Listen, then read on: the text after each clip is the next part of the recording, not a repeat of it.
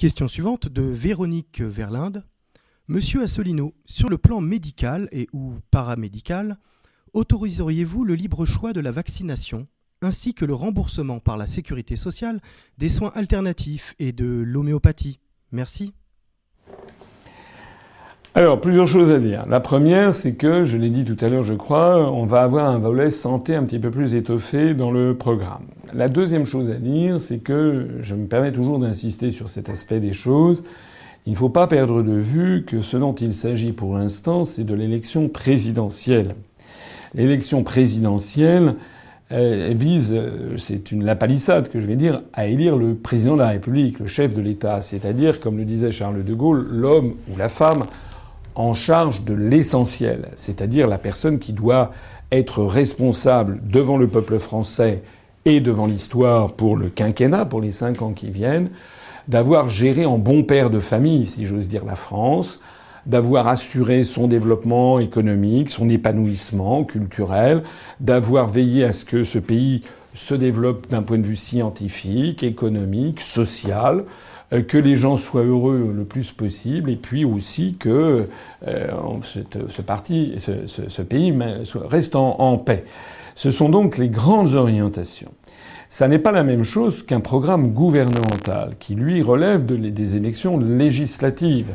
Donc le programme présidentiel n'est pas normalement le même qu'un programme législatif. Alors c'est vrai que on voit ici ou là, comme les grands partis politiques et comme les principaux responsables politiques refusent de parler de l'essentiel. Or l'essentiel, c'est la souveraineté et l'indépendance nationale. Je l'ai rappelé l'autre jour sur RMC, cette forte parole de Charles de Gaulle, qui disait « Le vrai sujet de l'élection présidentielle, c'est l'indépendance de la France ».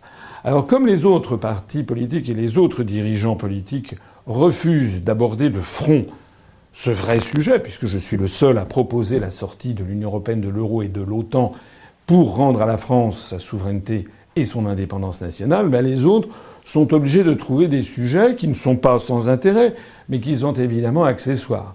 Actuellement, il est beaucoup question de la légalisation du cannabis, du revenu, du revenu garanti, etc. Bon, tout ça, ce sont des sujets qui ont une certaine importance, mais qui ne sont des sujets de second ordre. Alors, au risque de froisser un petit peu mon internaute, j'espère qu'elle ne va pas être froissée, je pense qu'effectivement, les sujets évoqués sont des sujets qui sont importants, mais qui sont quand même pas aussi importants que la souveraineté et l'indépendance nationale. Alors néanmoins, il y aura quand même des éclairages. J'ai montré une ouverture. Dans le programme que j'avais montré en 2011, j'avais montré une ouverture vers les médecines douces. Voilà. Alors je suis quand même quelqu'un de sérieux, de raisonnable. Voilà. Je veux avancer là-dessus avec prudence. Je veux quand même m'entourer de tous les avis de la faculté. Mais c'est vrai quand même que dans notre époque, il y a une défiance accrue. De plus en plus de gens qui ont une défiance vis-à-vis de la médecine allopathique, qui ont une défiance vis-à-vis notamment des médicaments qui parfois coûtent au passage des fortunes, rapportent des fortunes aux grands laboratoires pharmaceutiques. Voilà. Alors on verra ce que l'on pourra faire. Moi, j'ai montré une petite ouverture quand même sur cet aspect des choses. Je pense qu'il faut, notamment lorsque des gens sont confrontés à des maladies graves et qui sont jugées incurables par la médecine normale, eh bien il faut pourquoi pas ouvrir ça à des médecines qui soient des médecines alternatives. Voilà, je suis très prudent parce que je connais à la fois les arguments pour et les arguments contre. Je ne me prétends pas un spécialiste en la matière. Je voudrais quand même en tout cas rassurer les gens qui m'écoutent.